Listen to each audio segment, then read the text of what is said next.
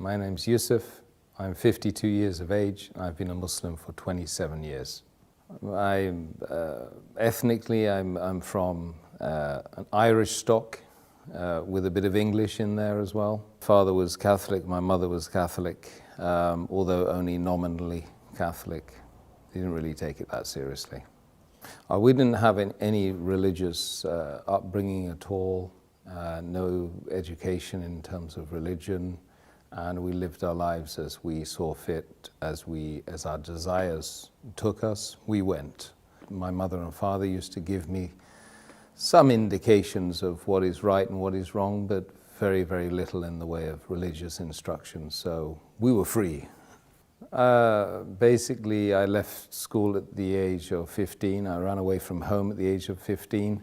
My father had already left home when I was 4, and the last thing I said to my father was, "Dad, you better leave because my mum doesn't like you anymore." You know, so that was the last time I saw him as a child until I was 24. I went to seek him out after that. That was part of the journey for me to find myself, because once I'd left home, I started traveling a lot. I started broadening my horizons, meeting people. I'd always ask lots of very difficult questions, and usually people would, come back to me saying, "Why do you ask so many questions? You're so annoying. Get out of here," you know.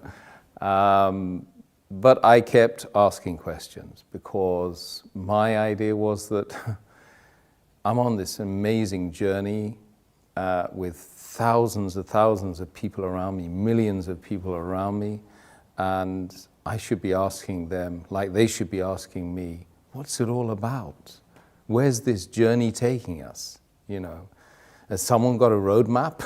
You know, where's the sat nav? You know, so yeah, I mean, I spent years and years and years asking and traveling and asking again.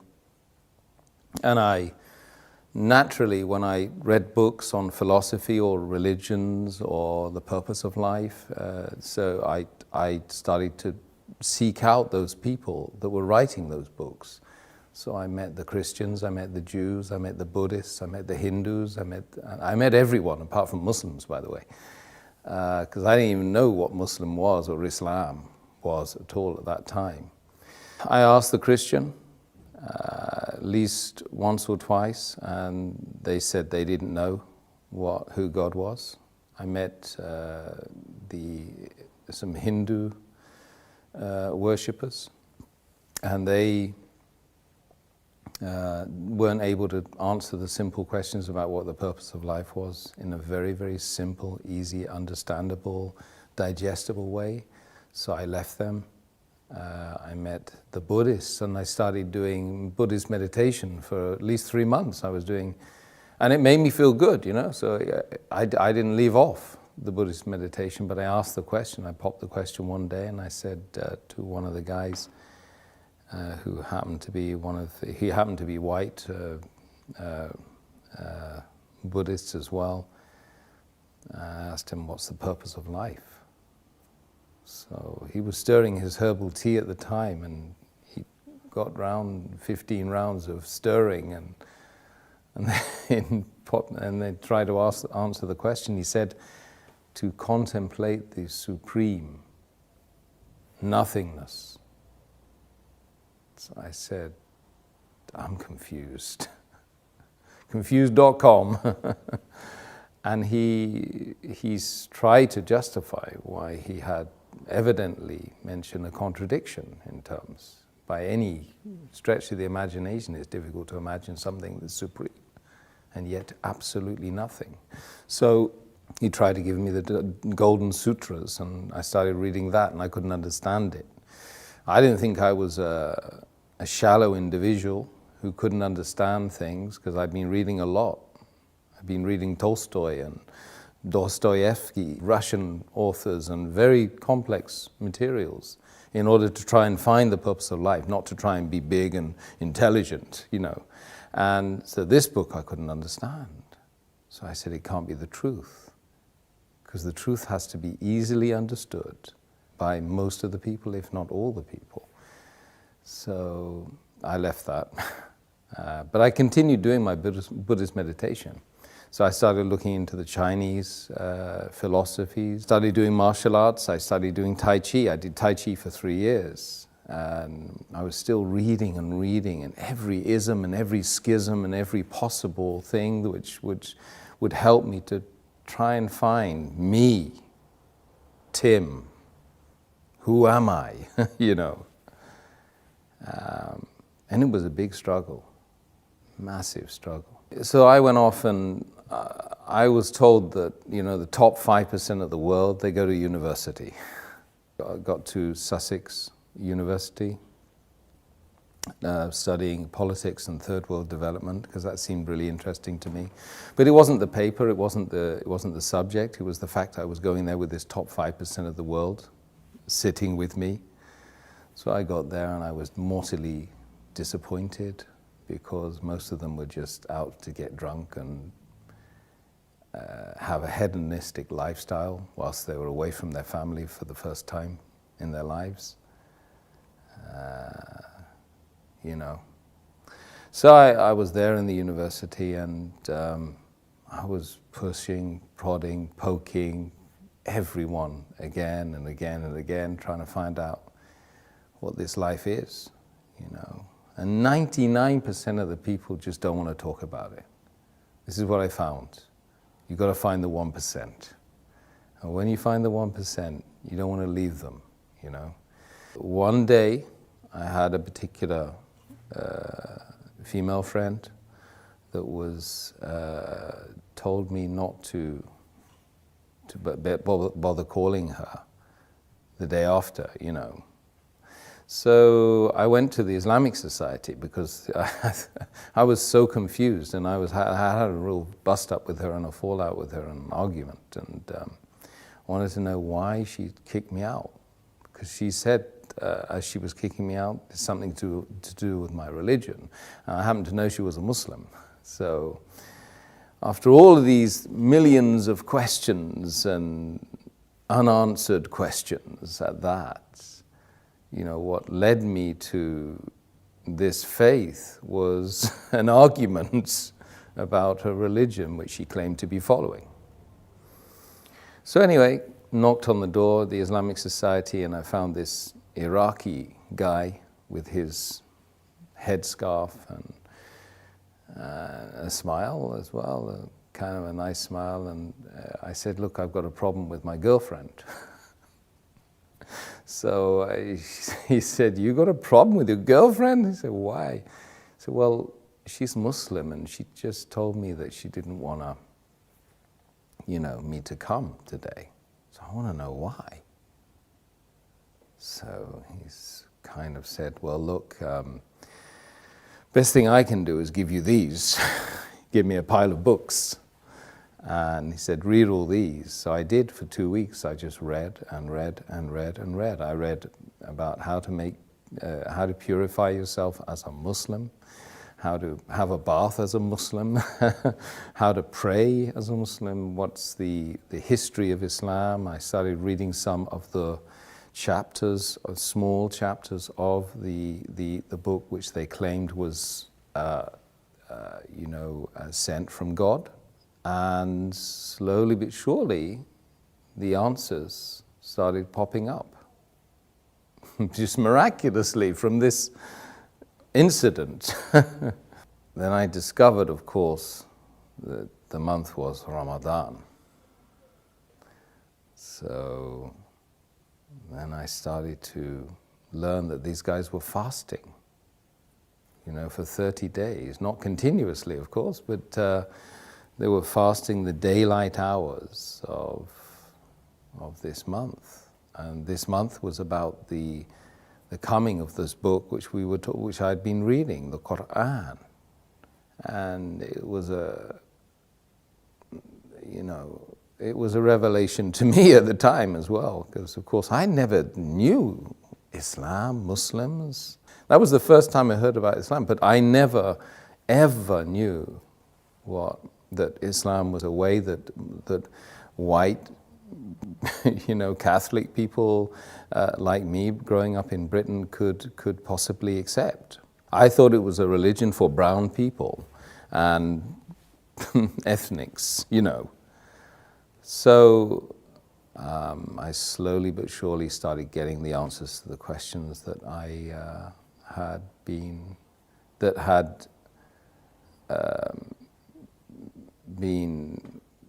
dominant in my life, for that 10 years. And I couldn't sleep. Days and nights would go by where I couldn't sleep.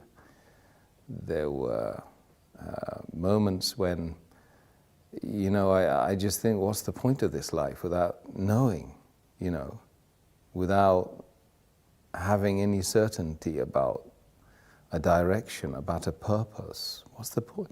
I mean, would anyone go on a journey without knowing the destination, the purpose? Absolutely not.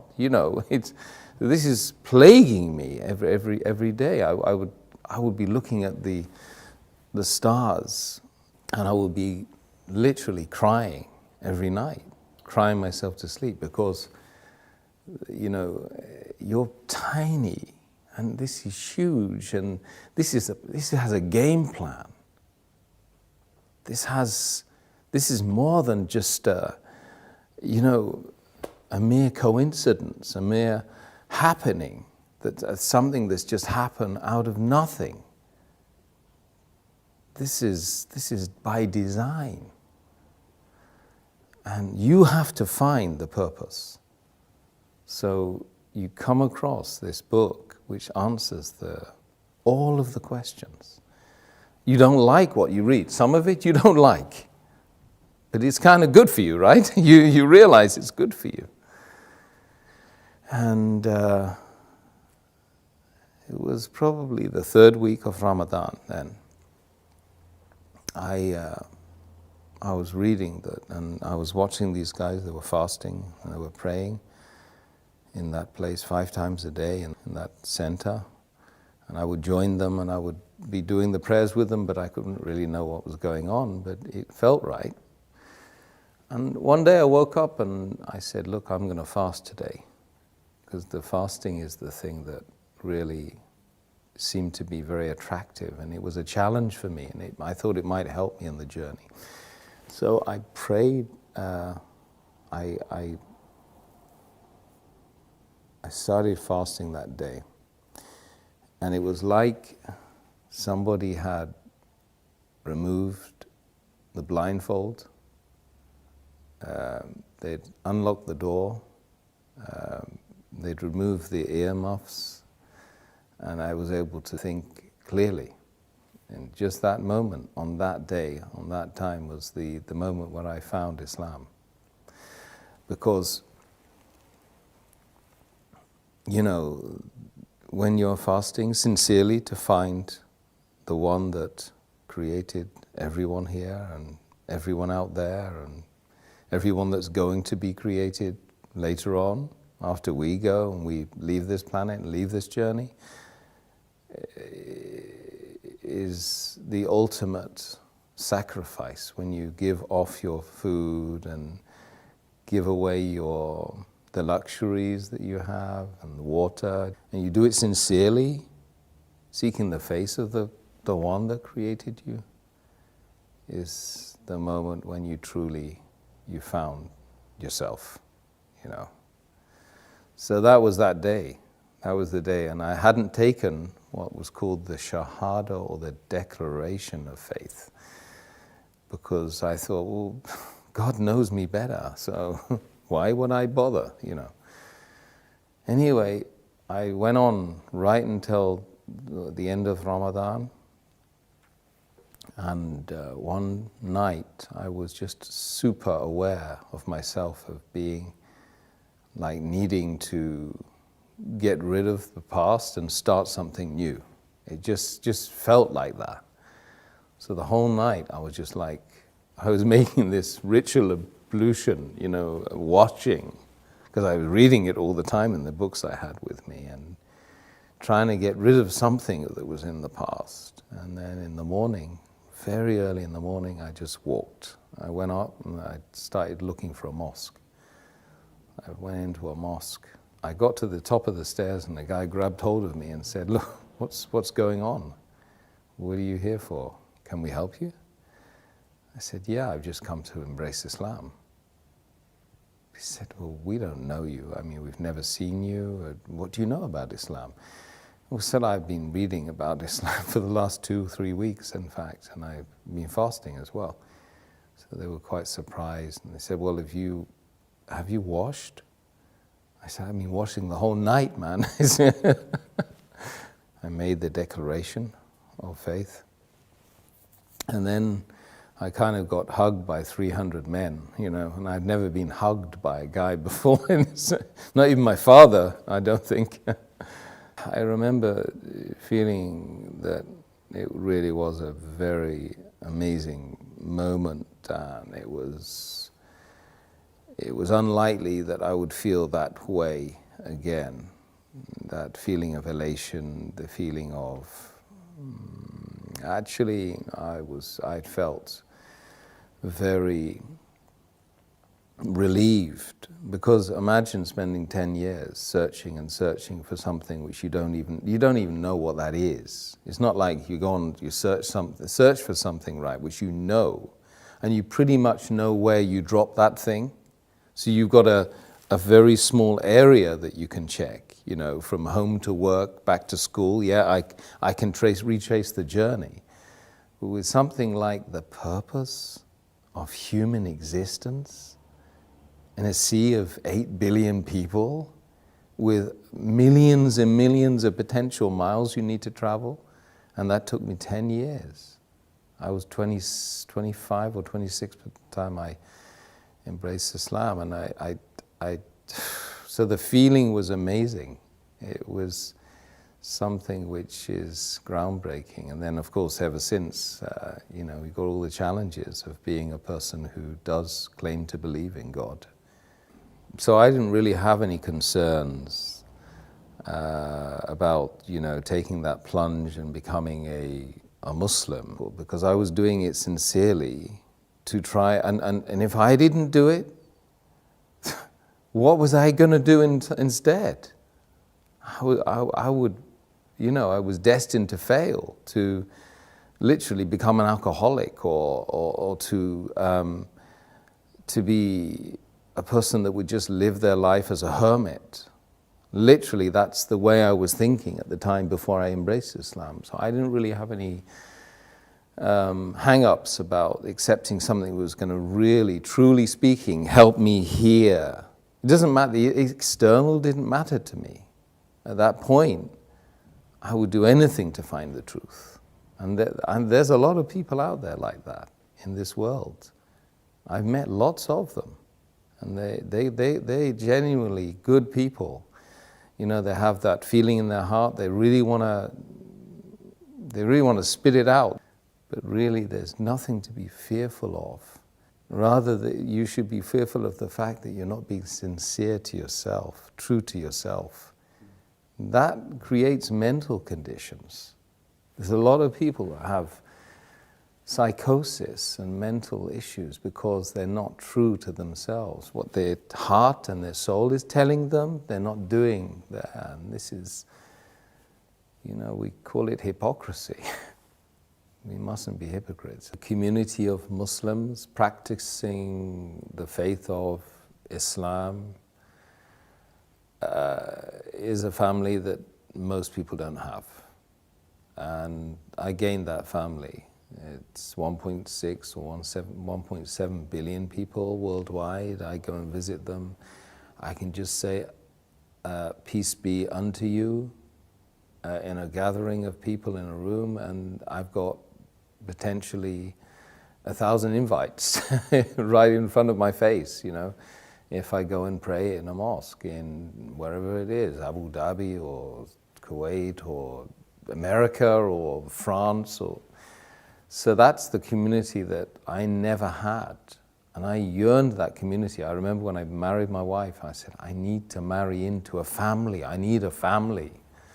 Because we increasingly in the world, not just in the Western Hemisphere, we're lonely. 40% or more of the population of London lives on their own. That's shocking. People don't even know their neighbors. This is just London. London, number one capital of the world, right? That everybody loves to be part of. But people are not part of each other, they're distant from each other. So I believe that the greatest thing that the faith of Islam gave me, apart from the massive direction and being able to have secure in the fact that there is a purpose. I don't need to go out to the pub and get drunk anymore. If I want to get drunk, I just pray. If I want to find direction, I've got the sat-nav. I've got the map. If I want to know anything about the faith, I rest assured I can go to someone who knows about the faith, and they will give me direction as well. And I have that massive, beautiful, unending family. And if you find the right members of that family, then you feel great. Let's just be brutally frank. We need to know who we are, where we're going, who created us. We ask ourselves these questions on a daily basis. Even if we don't vocalize it, we certainly think it.